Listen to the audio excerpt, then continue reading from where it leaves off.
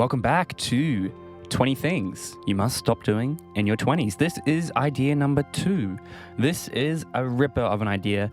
I think this idea is so important. I'm very excited to share it with you. But for those of you who haven't joined the challenge, the 20-week challenge, 20 Things We Need to Stop Doing in Your 20s, if you want to sign up to the newsletter challenge, I'll send you a personal email every single week covering each idea in detail. I'll give you a summarized email, which is a summary of the blog post. I'll then give you the link to the full blog post so you can read it there. I'll give you the podcast audio and a YouTube video, all correlating to this one idea. Every single week you get one of these ideas.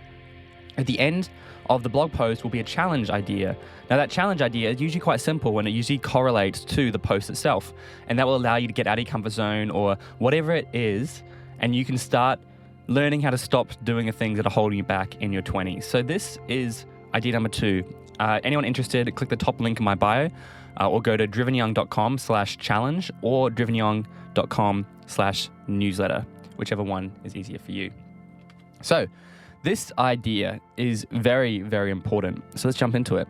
As per usual, I'll be reading directly from the blog post so you can hear, my written thoughts and how I articulate them in person. But of course, you can go read it as you want. And at the end, I'll just riff and just kind of go off the rails on different ideas. So let's jump into it. A boy is born. He turns 4 years old and cannot wait for kindergarten.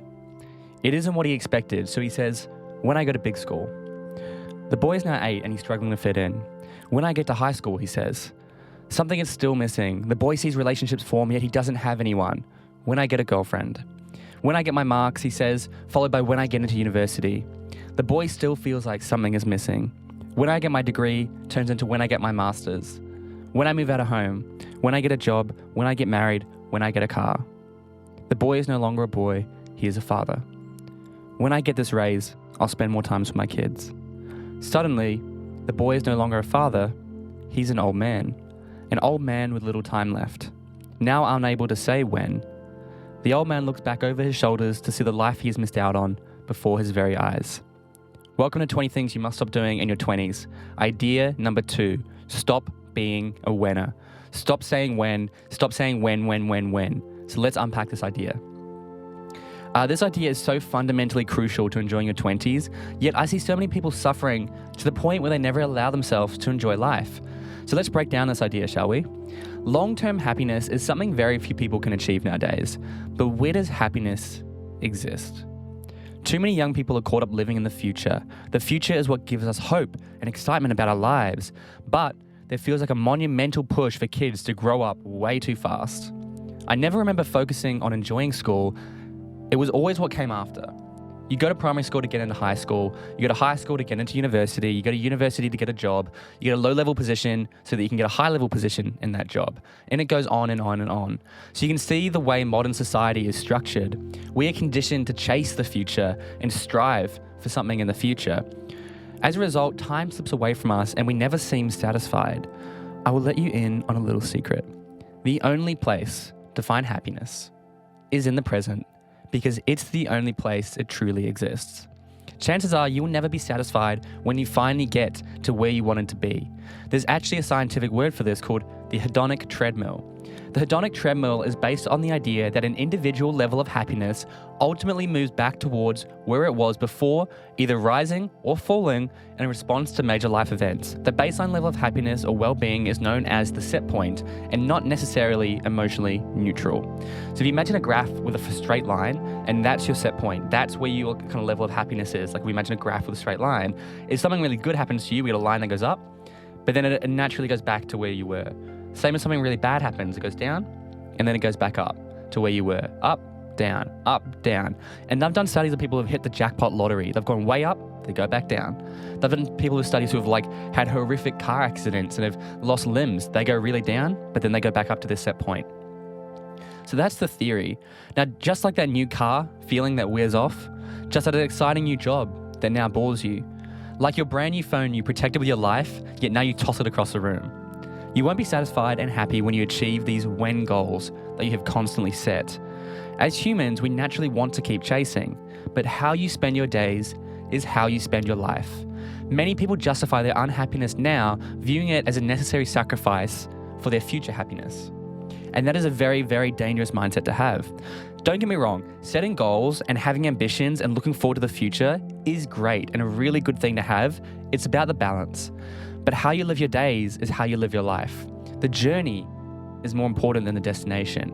Learn to love the journey. Learn to love the process. Don't get stuck thinking about how great your dream life will be while also being disappointed with your current life.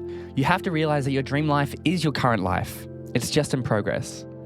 Many people get so hung up on where they'd rather be, they forget to make the most of where they really are. If you always want more in life, you will most likely never be satisfied and you will never avoid the treadmill. Trying to find happiness by what could or might happen in the future is actually a process of disassociation. Practice arriving into today by taking one day at a time and doing the most with what you have in front of you currently. There's a fine line between living for the moment and taking care of your future self. Let's have a look at the Wright Brothers. You all know the Wright Brothers, the first people to achieve flight. So many years ago, two brothers had a dream. They didn't have any formal education or any fundraising.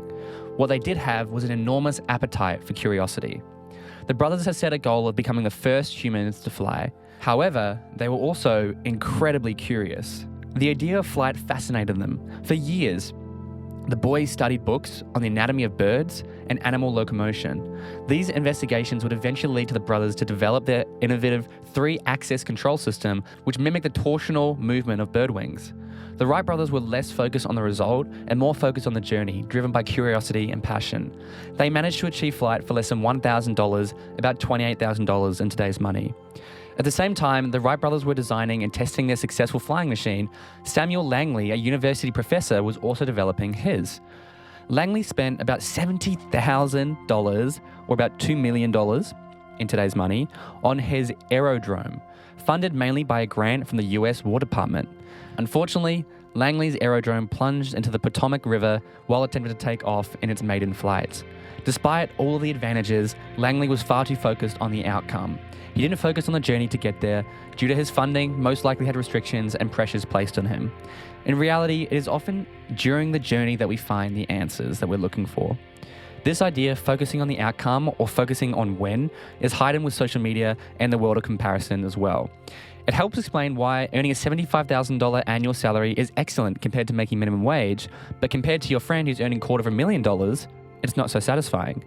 You were happy with the $75,000 until you found out your friend is earning $250,000. What's changed? Most of social media is people sharing their outcomes or sharing their wins. Very rarely do people post about their journey and the struggles they're facing to get there. Just like the tip of an iceberg sticking out of the water, we cannot see all the hard work it took for them to get there. No wonder we're also fixated on when. But as I mentioned, how you spend your days is how you spend your life. We talk about life as if it hasn't quite arrived yet. Just survive high school, just go to uni, just get a job, just fall in love, just eat less food, just breathe. Life is knocking at the door with fresh flowers. I know so many of you are hinging on when you finish high school, but let me promise you, when I say this, as soon as you finish, it's going to be when you finish university, when you complete your masters, when you move out of home, then when you get a job, when you get a raise, when you get married, when. Don't become a winner. You need to stop being focused on the whens. How you spend your days is how you spend your life. So often we watch the sand at the bottom of the timer that has already passed. Yesterday is history, tomorrow is a mystery, but today is a gift.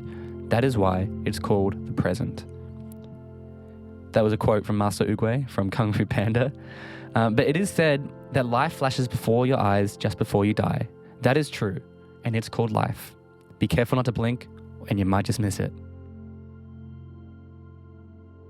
So, that is the blog post. Hopefully you enjoyed that. I feel like I put a lot of work into these. I try to say as much as I can in as little words as I can.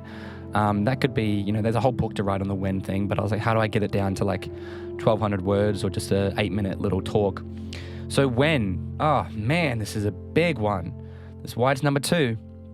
So I thought I'd share some personal experience because it's easier said than done, right? And so much of when ties in with something I'm going to talk about on later episodes, which is status chasing. So many people are doing stuff out of status chasing rather than if that's actually what they want to do. So my personal experience, I have always struggled financially with the podcast and the business and whatnot. And that's simply because you don't make much money from a podcast. TikTok doesn't pay you. I've just constantly struggled, and I'm like 5 years into this and I'm still yet to like make decent money. Like I've had enough money to survive. And a lot of me is just like, I just need to get this. I just need to get this deal. Just need to get this. Just need to get this.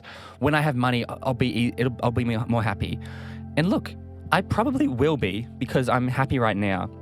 The issue is if you're unhappy now and you're focusing on when, and you're putting all your expectations and you're hinging on when this happens, then I'll be happy. Nah, you gotta flip it. Let's say when I get $10,000 raise, I'll be happy. Flip it. When you're happy, you'll get the $10,000 raise. When I get a girlfriend, I'll be happy. When you're happy, you'll get the girlfriend. Flip it. It goes the opposite. Stop focusing on the when. Stop focusing on the tangible outcome. Focus on it yourself. Focus on internally making yourself happy. How you live your days is how you live your life. Focus on how you feel like that. And as a byproduct and as a result, you're going to achieve what you want. A lot of people have it around the wrong way. So for me, I still say this, I still kind of need money because I need money to grow a team and grow my impact and whatnot. But it's like, learn to just enjoy the journey. Whenever I get caught up on like, I want to be here. Because look, guys, I have huge things. I've got huge goals, huge ambitions, huge things I want to achieve in my life. But I'm also just enjoying it. Like, I know I'm going to look back on these moments living in this like rundown 3-story house in the middle of Sydney with my best mate. You know, there'll probably be a point where we're both married in the future and we've got family or whatever, and we only see each other every now and then. And we'll look back on these times when we're waking up at 5:45, going to the gym every morning, working, grinding, making next to no money. And it's the best. Like, it's the best. And I am really happy right now. And it's taken me a while to get here though. Like, I've really had to work on that. And so I've really had to like focus on not being a winner, because that's the worst. And I see so many people doing it. Let's use podcasting for an example. A lot of people ask me on advice for podcasting, and I usually say the same few things. Number one, niche down. Find a niche, because everyone's starting a podcast now. So how does yours differentiate? Find your niche. Don't just be my podcast helps people. Every podcast helps people. Every podcast, for me, it's young Australians aged 16 to 23. That's my niche. Now look, I've got people who are older who listen. I've got people who are younger, but that's my target. I teach practical life skills we should have learned in school. That's my niche. I've got niches for other stuff. So number one, niche. Number two, set a freaking launch date, because everyone is a winner when it comes to a podcast. They say, when I get my photos taken for my artwork, then I'll start the podcast. When I get the name, when I get my branding, when my microphones arrive, when I get a studio set up. Look, it's all valid, but just start. Stop being a winner. Just start. You don't need a studio. Just shoot it in your bedroom, shoot it wherever, right? You don't need professional mics. You can use your phone. You can use your headphones. This microphone I'm into right now is a top-of-the-line USB microphone, and it's like $300, which is not that much. And I only bought this 3 weeks ago. My first 2 microphones were $350 for 2 of them with mic stands. That was all I spent. And then I've shot my entire podcast. Anyone who's watching right now or listening and has seen all my videos, that's my phone. People are like, what camera do you use, Byron? I use my phone. I shoot my podcast on my phone. I have for 100 episodes, but people get caught up in the equipment. When I get this, just start. And it's in the process. That's where you're going to learn. It's in the journey of being a podcaster where you're going to learn. So that's a tangible example. University is a huge one. A lot of people go, when I get my degree. They hinge on when I get my degree, then I'll start looking for work. No, that's not how it's going to work. It's not when. It's when. Then you'll go, when I get my master's, then when I get my job. I already said this in the blog post, right? So it's just crucial that you are consciously aware of the winning. And as soon as you're going to listen to this podcast and you're going to start noticing winners in your life. People who are just always pushing off. They're always saying when. They're always going, when I get this. And it's just it gets exhausting. You just get sick of them. There's only so much you can handle from these people, because they're just when. And again, for me personally, there's a lot of stuff. Let's use Empower You. I'll use a few more stories. Empower You is the program I help run. I'm running it in Newcastle, in Australia. Tomorrow, the day after tomorrow, this weekend, I'm running it. And I remember when I first came on as a speaker, I was like so excited. I was like, I cannot wait to run this program by myself. I can't wait till I have the skill set to hold a room of, 80 to 100 young people for 12 hours a day for 2 days straight and teach them skills that I think can genuinely change their life. And I was so excited. And I was like, so I can't wait for when I can run it by myself, when I'm running a section, when. And I kept kind of getting caught up in like when I can fill up rooms, when I can do it myself. And I had to remove that mindset because like I'm still in training. I'm a lot further than I was a year ago. I'm just enjoying it. Just really focus on enjoying it. Focus on like running one section at a time, getting up on stage for an hour, getting up on stage for 3 hours next time, getting up on stage for 6 hours next time, and slowly climbing the ladder and learning and implementing and growing. That's the best. Empower has been an incredible opportunity for me to just get thrown into the deep end and figure out how to swim. And I am still excited for when I run it by myself. I am still excited for when I can run certain sections of it that I haven't been able to do yet. But I'm also not in a rush. Like, I'm just enjoying it. And that's where you need that balance. And I do feel like I've been able to hit that. Every time I teach something, I only teach it if I believe in it and if I do it myself. I never teach anything if I don't do it myself, because that feels like a disconnect. When I teach money and finance skills to young people, I basically just share my exact strategy that I use for myself. How I invest, not what I invest into, but the mindset I use, how to save. I just my exact saving strategy using multiple bank accounts and whatnot. Same with the communication section I teach. When I talk about communication skills, I use all these skills. So when I say this, it's because I've suffered from it. I've seen people suffer from it. And it is one thing that I think will really eat you up when you get older in life. And if you can rip this out of you, if you can stop being a winner in your 20s, you're going to go a lot further. You're going to start to enjoy life. You're going to have a lot more internal happiness. I think a lot of mental health issues are coming because we don't have this internal happiness. They've got anxiety and all this stuff going on. And I do think, living in the future is not going to help that. Living in the now, being genuinely happy and grateful for what you have now and focusing on that is only going to help your mental health. There's a quote from The Office. I think Andy says it. It's like it could be the final episode of The Office. And he's like, I wish there was a way to know you were in the good old days before you left them. The secret is you're in the good old days now. I know I'm living the good old days now. I know I'm going to look back on this in 10, 20 years do you remember when we had no money? We were living in a shitty house in the middle of the city. We were running parties. We were trying all this new stuff. And I'm probably going to look back in that and go, I'd love to be there. They were the good old days. Even though I don't have heaps of money, I don't have a lot of the stuff that I guess crave and I want. These are the good old days. And chances are you're in the good old days now. The good old days could have been when you're in high school, you know what I mean? So it's like the good old days are always around you. You're always living in the good old days. So learn to enjoy the good old days. Learn to enjoy the time that you're having right now. Stop getting caught up on the future. Stop getting caught up on the past, because the only place of true happiness exists is in the present. It's the right now. So hopefully that's helped you. Hopefully that's given you a bit of perspective shift. It's, again, you can't just say this stuff and it magically clicks in your brain, but so much of what I talk about, it's just enough to bring it to your front of mind and your conscious mind. They say 90% of your mind is subconscious, 10% is conscious. And so you probably knew this. You probably knew this when stuff at a subconscious level, but hopefully this conversation has helped bring it to your conscious mind, which means that you're going to start to see it. You're going to start seeing people who are saying when. They're saying when. And it's going to get very annoying, and hopefully you catch yourself out as well.